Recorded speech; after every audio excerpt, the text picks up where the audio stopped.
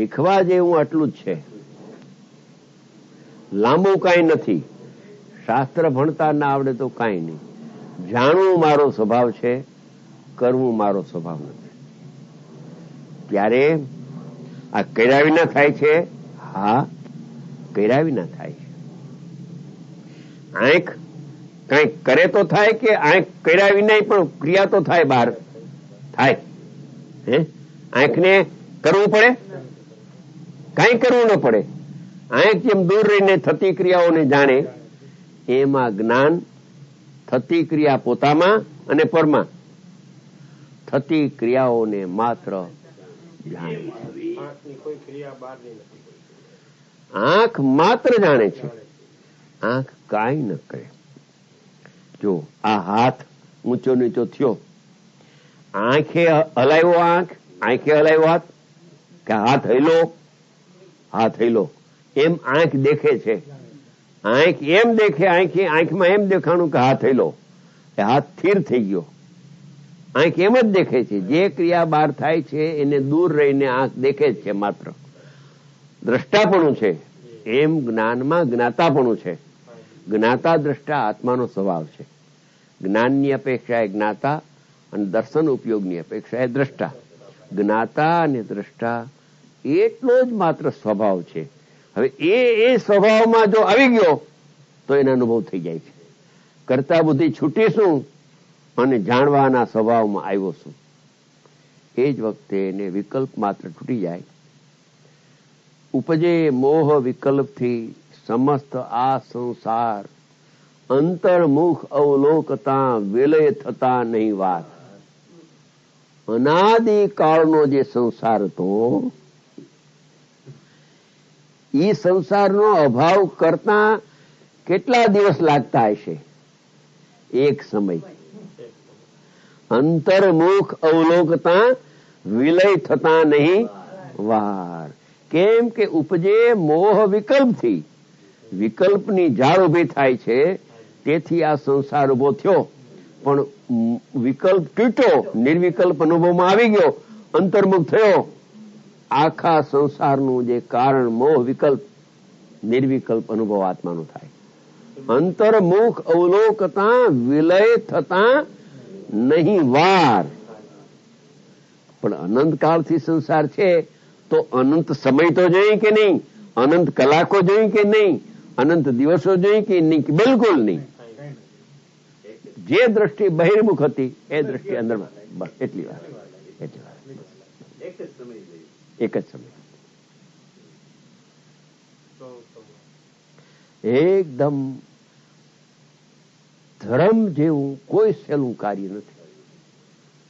ધર્મ જેવું કોઈ સહેલું કાર્ય નથી. કેમ? કેમ કે એમાં કરવાનું નથી. સ્વભાવ છે એવો જાણવાનો જ છે. સ્વભાવની રચના પણ કરવી નથી. જેવો સ્વભાવ છે એવો માત્ર શ્રદ્ધા જ્ઞાનમાં લેવો. બસ. સેલામાં સેલો હોય તો ધર્મ છે. આચાર્ય ભગવાન તો ત્યાં સુધી કહે છે કે આ રાગ અને દ્વેષની આત્મા ઉત્પત્તિ કરે છે સમયે સમયે, એ તો બળાત્કાર કરે છે આત્મા ઉપર. એનો સ્વભાવ નથી. એનો સ્વભાવ નથી. પાણીને ઊંચે ચડાવવું હોય તો મશીન જોઈએ, પણ પાણી આમ નીચે ઢાળવાળા માર્ગમાં લોટો નાખી દો તો મશીન જોઈએ નહીં, કઈ મશીન વગર. કેમ કે પાણીનો સ્વભાવ પ્રવાહી નીચે ઢળવાનો છે. સમજી ગયા? એમાં આત્માનો સ્વભાવ કેવળ જ્ઞાયક હોવાથી જ્ઞાતા અને દ્રષ્ટા એટલો જ મારો સ્વભાવ છે. કરવું એ મારો સ્વભાવમાં નથી.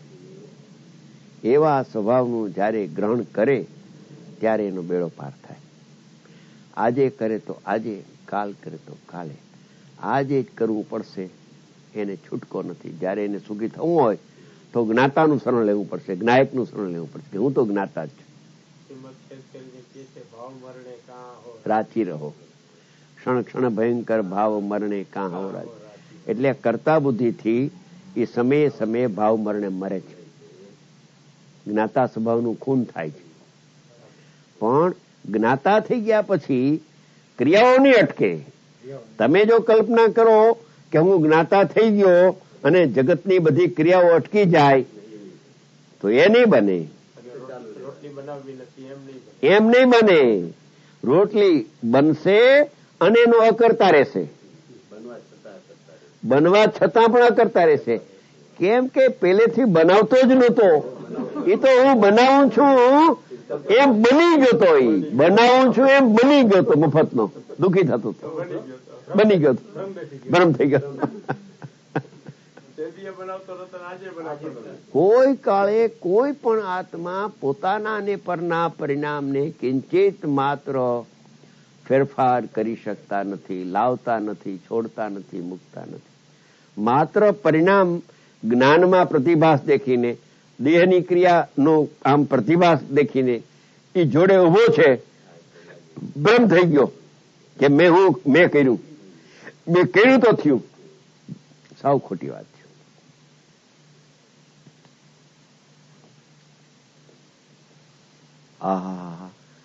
નિર્જરાને પણ જાણે છે, સંવરના પરિણામ થયા એને પણ જાણે ને નિર્જરાને પણ જાણે. રાગને તો જાણે જ, કરે નહીં, પણ પોતાના વિતરાગી પરિણામ સમ્યક દર્શનના ચારિત્રના જે પરિણામ છે, થાય છે, એને જાણે છે, કરતો નથી. છતાં શાસ્ત્રમાં જ્યાં આવે કે આત્મા સમ્યક દર્શનના ચારિત્રના પરિણામને કરે છે અને સુખને ભોગવે છે, ત્યાં એમ સમજવું જોઈએ કે આત્મા એ સમયે એ પરિણામે પરિણમે છે, તો પરિણમે તે કર્તા અને પરિણામ તે કર્મ, એમ એને આખા પ્રમાણ જ્ઞાનની દ્રષ્ટિથી વ્યવહારને કહેવામાં આવે છે. પણ નિશ્ચય જોવામાં આવે તો પરિણામ પરિણામથી થાય છે, પરિણામ આત્માથી થતા નથી. જો આત્માથી પરિણામ થતા હોય તો આપણે એક દ્રષ્ટાંત ઊંચામાં ઊંચું તમને આપું કે અત્યારે શ્રીમંદર ભગવાન 13મા ગુણસ્થાને બિરાજમાન છે અત્યારે, અને આવતી 24મીમાં અહીંયા 13મા તીર્થંકર થશે ત્યારે એનો મોક્ષ થવાનો. અહીંયા 24 તીર્થંકર પેલા શ્રેણિક મહારાજા પદ્મનાભ નામના તીર્થંકર થવાના છે.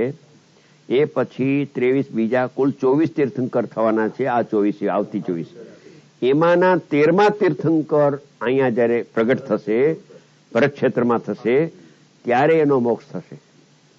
ત્યાં સુધી એનો મોક્ષ થવાનો નથી, અર્યંત પદે રહેશે. હવે અર્યંત પદે રહેશે કે 13મું ગુણસ્થાન છે એ પણ સંસાર છે. કેમ કે અસિદ્ધત્વનો ઉદય છે, સિદ્ધ પર્યાય પ્રગટ થઈ નથી. હજી 4 અનુજીવી ગુણ શુદ્ધ થઈ ગયા છે અને પ્રતિજીવી ગુણ જે છે એ હજી અપૂર્ણ છે, વિભાવ ભાવે છે. કેમ કે નિમિત્તપણે અઘાતી કર્મનો પણ ઉદય છે. સમજી ગયા? સશરીરી છે, અસિદ્ધત્વનો ઉદય છે, સિદ્ધ દશા પ્રગટ થઈ નથી. એટલે અર્યંત ભગવાનના જ્ઞાનમાં આવ્યું કે 13મું ગુણસ્થાન પણ સંસાર છે. એમ જયારે અર્યંતના જ્ઞાનમાં આવ્યું ને વાણીમાં આવ્યું ત્યારે લંડનથી કોઈએ એક પ્રશ્ન પૂછે છે શ્રીમંદર ભગવાનને, અહીં બેઠા બેઠા, અરે ભગવાન, આપની વાણીમાં આવ્યું કે 13મું ગુણસ્થાન પણ હજી સંસાર છે, મોક્ષ નથી. ભાવ મોક્ષ થયો પણ દ્રવ્ય મોક્ષ થયો નથી. તો આ વાત મને બીજાઓ કહે છે ત્યારે મને દુઃખ થાય છે કે મારા ભગવાનને માટે લોકો સંસાર કહે તો પ્રભુ એક વિનંતી કરું છું કે આપ સિદ્ધ પર્યાય પ્રગટ કરી મોક્ષમાં પધારો અને પૂરું સારું કામ સોંપું છું. સિદ્ધ પરમાત્મા થવાનું, સિદ્ધ પર્યાય પ્રગટ કરવાનું કામ સોંપું છું, ઊંચામાં ઊંચું કામ. વળી આપને અનંત વીર્ય પ્રગટ થઈ ગયું છે, આપને સિદ્ધ પર્યાય પ્રગટ કરવી તો આમ ચપટીની વાત. ત્યારે ત્યાંથી ઉત્તર આપે છે લંડનમાં કે તારો પ્રશ્ન મૂર્ખાએ ભરેલો છે, અવિવેક ભરેલો છે. તું તારા આત્માને જ્ઞાતાપણે જોયો નથી અને તારા આત્માને તું કરતા માની બેઠો છો, તો તારી બુદ્ધિ મારા સુધી લંબાવી અને હું કરું ને હું મને કરનાર તે જોયો. હું તો જગતનો સાક્ષી, વિશ્વનો સાક્ષી છું. અંદરના વિશ્વનો સાક્ષી અને બહારના વિશ્વનો સાક્ષી. વિશ્વના બે પ્રકાર છે. બહારનું વિશ્વ એ વિશ્વ સ્થૂળ છે અને અંદરમાં અનંત ગુણના અનંત પરિણામ પ્રગટ થાય એ વિશ્વરૂપ એટલે અનેક રૂપ. વિશ્વ એટલે અનેક રૂપ. અનેક રૂપ જે પરિણામ પ્રગટ થાય એને અંદરનું વિશ્વ કહેવાય. એ સ્વ વિશ્વ કે પર વિશ્વ માત્ર જાણનારો છું, કરનારો નથી. જા બરાબર. એટલે આ વચ્ચે આ વાત લીધી, આ લંડન થી જે આ લક્ષ એવો કરે છે કે તમે જલ્દી સિટીમાં પીરાજો, ત્યાં કર્તૃત્વ આવી ગયો પાછું. હા મૂર્ખાઈ ભરેલો. કરતા બુદ્ધિ આવે. પોતે તો જાણે છે કે મારો સિદ્ધિની પર્યાય મારી ક્યારે થવાની છે, જાણે છે. છતાંય વેલી કરી નથી શકતી. ન કરી શકે. શક્તિ હોવા છતાં ના કરી શકે. તો કરતા પણ કેમ કે આત્માનો એ સ્વભાવ જ નથી. આત્માનો સ્વભાવ જો કરવાનો હોય તો જલ્દી કરી દે ને. તો કરી દઈએ. પણ આત્માનો સ્વભાવ જાણવાનો છે. એમ કોઈને એમ થાય કે સમ્યક દર્શન તો મારે પ્રગટ હમણાં જ કરવું છે, નહીં થાય. મારો સ્વભાવ તો સમ્યક દર્શનનો જે વિષય શુદ્ધાત્મા છે એને ઉપાદેયપણે જાણવાનો છે. બસ હવે જ્યારે એ આત્માને જાણવા જાય છે ત્યાં સહજપણે સમ્યક દર્શન પ્રગટ થાય છે. કરતા બુદ્ધિ વિના આવી ગયું કે નહીં? અનુભવ થયો આત્માનો. એ જ વખતે સમ્યક દર્શન સમ્યક જ્ઞાન પ્રગટ થાય છે. ત્યારે થયા પ્રગટ પરિણામ એને જાણે છે. આ પરિણામ મેં કર્યા એને અહંકાર અભિમાન આવતું નથી. ધર્મના પરિણામ ધર્મના પરિણામનું કરવું આત્માના સ્વભાવમાં નથી. આવી ઊંચી વાત એ તો હજમ થવી મુશ્કેલ. એ તો તમારા સમાજમાં તો કહેવાય જ નહીં. અહીંયા કહેવાય કે પુણ્ય પાપ નો કરતા નથી, અહીંયા એટલું જ કહેવાય. સમજી ગયા? આમાં ઓલી વાત ન થાય ને કહેવાય નહીં. કહેવાય નહીં, કાચો પારો છે. સમજી ગયા? સર્વતા નિરપેક્ષની વાત છે. સર્વતા નિરપેક્ષ. હા હા, પર્યાય સત અહેતુક થવા યોગ થાય છે. 13મી ગાથામાં આચાર્ય ભગવાન ફરમાવે છે કે સંવર નિદ્રા ને મોક્ષના પરિણામ થવા યોગ થાય છે. એમ જણાય છે. હું કરું છું એમ અમને જાણવામાં આવતું નથી. અને હે ભવ્ય પ્રાણીઓ, તમે પણ જ્ઞાતા બનો, કરતા બુદ્ધિ તમે છોડો તો અલ્પકાળમાં તમારી મુક્તિ થશે. 320મી ગાથામાં કેમ આમ આવ્યું હશે? આટલી ગાથાઓ વટાઈ ગયા પછી આ ભાવ કેમ આવી ગયો? એમ છે, આખરમાં તો ભાવલિંગી સંત છે ને, ભાવલિંગી સંત છે. સ્વભાવમાં ડૂબકી મારતા મારતા એને કોઈ એવો અપૂર્વ ભાવ આવી ગયો ને આ એની ટીકાની રચના કરી. આના ગૂઢ ભાવ તો અમરચંદ્ર આચાર્ય કયા જ છે પહેલા કળશમાં. મોક્ષ અધિકારની પહેલી જ ગાથામાં અને મોક્ષ અધિકારની પણ સર્વશુદ્ધ જ્ઞાન અધિકારની પહેલી જ ગાથામાં કહ્યું છે કે બંધ અને મોક્ષની રચનાથી ભગવાન આત્મા દૂર છે. એને કહી દીધું છે, કહેવાય ગયું છે. સમજી ગયા? પણ વધારે ખોયલું આને, બહુ ખુલાવટ, અતિ ખુલાવટ. સમજી ગયા?